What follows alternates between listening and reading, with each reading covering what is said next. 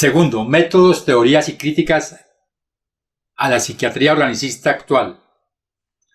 En el campo de la medicina psiquiátrica y la salud mental, los aportes de la psiquiatría clásica, con sus grandes exponentes de las escuelas francesas y alemanas, la clínica psicopatológica, no aparecen en el siglo XXI. Desde mediados del siglo XX han tomado su lugar la psiquiatría farmacológica, los grandes laboratorios. El diagnóstico y el tratamiento se realiza solo a partir de trastornos cuya etiología orgánica, como figuran en los manuales estadísticos que existen sobre salud mental. Estos pretenden imponer sus métodos a partir del DSM en Estados Unidos y sus países de influencia, así como el CIDS de la Organización Mundial de la Salud. For each one, there is a 5-digit code with a decimal point. Now, the implication of that is if I have illness 403.16, that's different in some important and scientifically proven way from someone who has 403.17. And nothing could be further from the truth. Aunque parezca increíble, mientras presentan el DSM al mundo como un hecho científico, los psiquiatras admiten libremente su absoluta falta de base científica. We have no diagnostic reliable markers for almost any illness there is in the DSM. What we're testing for in psychiatry, it's hard to say because there's nothing specifically. But as far as a test that's clinically useful, basically we're not there yet. We don't have any laboratory tests that we can use to determine whether somebody does or doesn't have a mental illness. There are no good biological tests for detecting mental illness. There is no test, there's no biopsy you can do. There is no chemical test right now. There are no specific tests to confirm the diagnosis or show the improvement, like any blood tests or any x-rays or anything like that. Oh, in my practice I don't do any tests. I just speak with people and listen to them, and then I make a decision in what kind of illness. Estos diagnósticos varían tanto como los psiquiatras que los dictaminan. En estas secuencias, tomadas con una cámara oculta, una persona visitó a varios psiquiatras quejándose de los mismos síntomas. I'm extremely unorganized, and I didn't used to be. It's caused problems in the family. It's caused problems getting, I'm self-employed. You've got ADD, ADHD, you're depressed, and your depression is bipolar depressed. If you have a brain chemistry disorder, it's probably genetic. You have a lot of the symptoms of depression. So it seems like it is a mixed picture. What that means is like we got some depressive symptoms and some, high symptoms. If you're bipolar, I'll need to give you a mood stabilizer. Mm-hmm. We don't know. I kind of doubt it. It's considered low-grade bipolar. You are more of the ADD than ADHD. And as far as medications for depression, because I would recommend that you start a medication, which are Prozac, Zoloft, Paxil, Celexa. Usually Propylene XR is pretty good. They'll give you some Lexapro in the morning and some Trazodone at night. Lamictal is a better medication for that. It works on your depression also. But the treatment for any bipolar cycling is the same. The lithium, Remeron is another one. Trazodone, Tegretol, Depakote, Wellbutrin, Lexapro, Lamictal, Equatroid, Depakote, lithium, Ambien. You may need an antidepressant also with your Lamictal. We don't know if I give you a medication if it is going to work or not. To a certain degree, it's trial and error. You never know if it's the right drug. How many people have I cured? Well, there are no real cures right now in psychiatry. I have cured none of my patients. We're always challenged by our lack of knowledge. In fact, we don't know what the causes of mental illness are. Most mental illnesses, we do not know the cause. Of course, it would be nice to know exact reasons of disorders, but maybe in the future. I'm the Director of Research at the American Psychiatric Association. We don't know the etiology of really any of the mental disorders at the present time.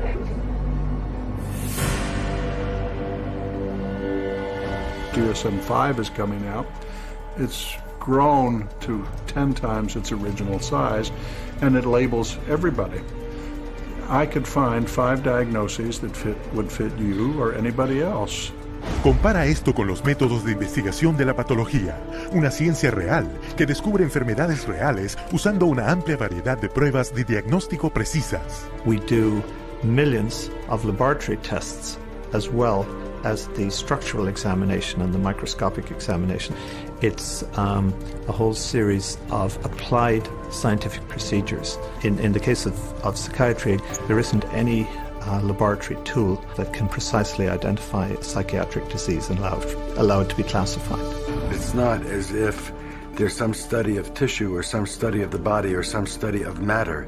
These are all categories which are made up. They're simply made up. They don't exist in nature. They're decided upon by psychiatrists and voted on. Los psiquiatras no son los únicos que se benefician con el DSM. Siempre que se encuentre un diagnóstico psiquiátrico, se encontrará una droga psiquiátrica. The pharmaceutical corporations now contribute enormous sums of money for the education of psychiatric residents and for the support of research by their professors, so that psychiatry today has become in America, has become very largely learning of which drug to use with which disease or disorder.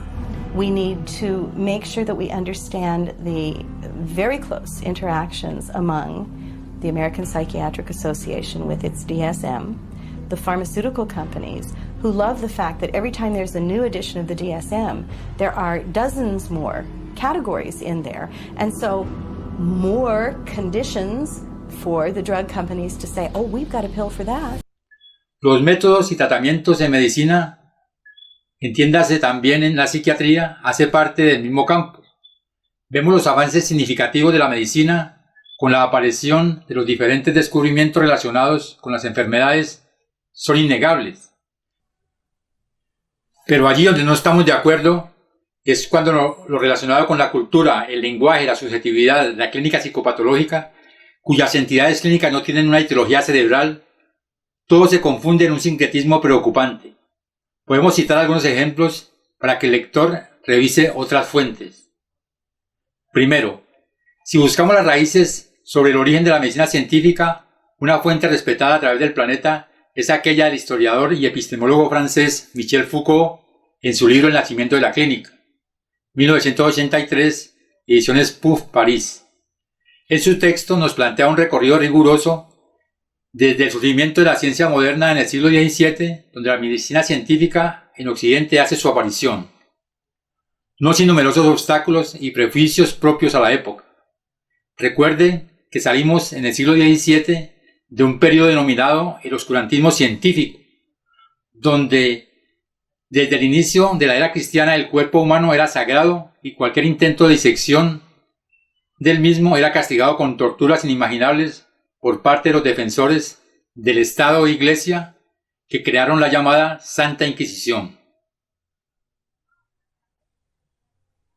Un personaje que ha sido considerado como excepcional por su gran inteligencia, Leonardo da Vinci, fue el primero en engañar a la Iglesia y con la complicidad de los ladrones de tumbas logró procurarse los cadáveres en los cementerios. Es así como abre los cuerpos y dibuja sus órganos con gran precisión.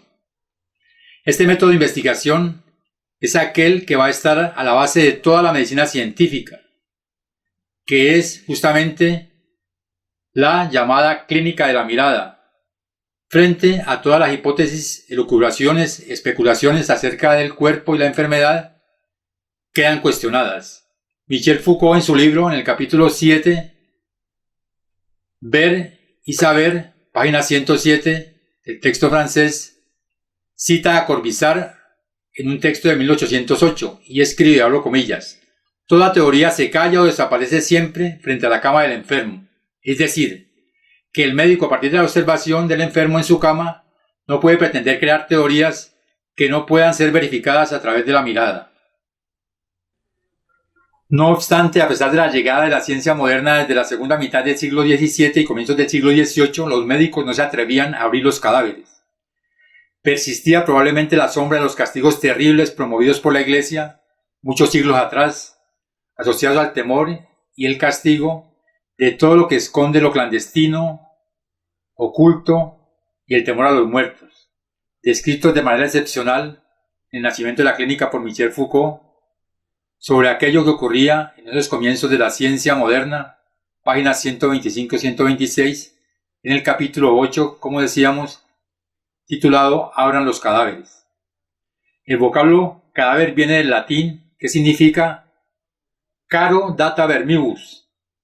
Si ustedes retoman la primera sílaba de los tres términos, obtenemos la palabra cadáver. Esa es la etimología de la palabra desde el latín.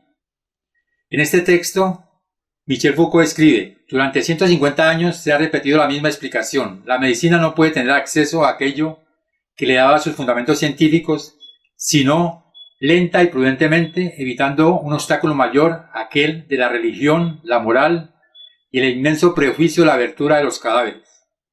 La anatomía patológica solamente ha tenido una existencia en la penumbra, en los límites de lo prohibido y contando con los intrépidos saberes clandestinos de algunos valientes que enfrentaban cualquier forma de maldición.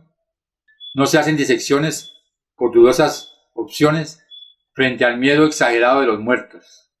Páginas 125-126.